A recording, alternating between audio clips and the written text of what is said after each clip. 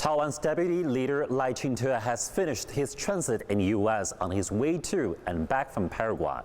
He didn't have the chance to go to Washington or meet any U.S. senior officials as he expected.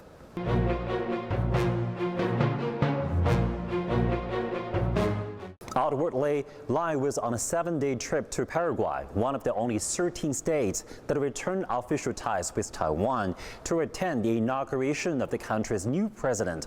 But Lai's focus is his stopovers in the U.S. on his way. The party leader for overseas Chinese in the U.S. talked to me about Lai's purpose. He said Lai is the island's ruling Democratic Progressive Party's 2024 leadership candidate, and he wants to meet U.S. officials for that reason.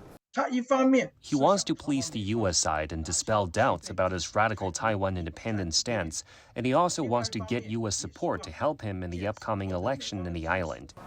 Lai's transit plan faced a huge criticism even before his departure from Taiwan on August 12, when people from some 60 pro-reunification parties protested against him at a Taoyuan airport. We are here to warn Lai Ching-te and the DPP. All of us, all the peace-loving and patriotic Taiwan compatriots, will fight to the end.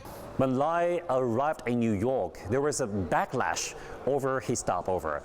Large crowds of protesters gathered in Manhattan to call for reunification and to defend the One China principle. We are here to denounce Lai Ching-te's pursuit of the so-called Taiwan independence. And Lai didn't have the chance to go to Washington as he expected. It's confirmed that the U.S. didn't give him what he wants because the U.S. does not want Lai's transit to be interpreted as a so-called breakthrough. And China's mainland strongly criticized Lai's transit and the U.S. decision to arrange the so-called stopover for Lai. The mainland said on Sunday that under the guise of so-called transit, Lai engages in activities that aim to betray Taiwan's interests and seek personal gains by selling out the island to the U.S. Zhu Fenglian, the spokeswoman for the State Council Taiwan Affairs Office, on Tuesday slammed Lai again for his spreading remarks pursuing Taiwan independence in a recent interview with Bloomberg. And late on Wednesday in San Francisco, hours before Lai's return to Taiwan, many overseas Chinese, including Taiwan compatriots, protested again.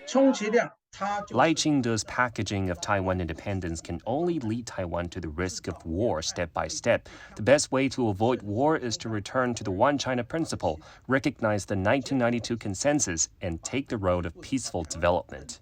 The Chinese Consulate General in San Francisco issued a statement on Thursday about Lai Ching-te's transit, saying, quote, "We're ready to work with friends from all walks of life in the region who love peace and uphold justice to firmly oppose the separatist words and deeds of Taiwan independence and safeguard peace and stability across the Taiwan Strait and a common interest of the Chinese and American people."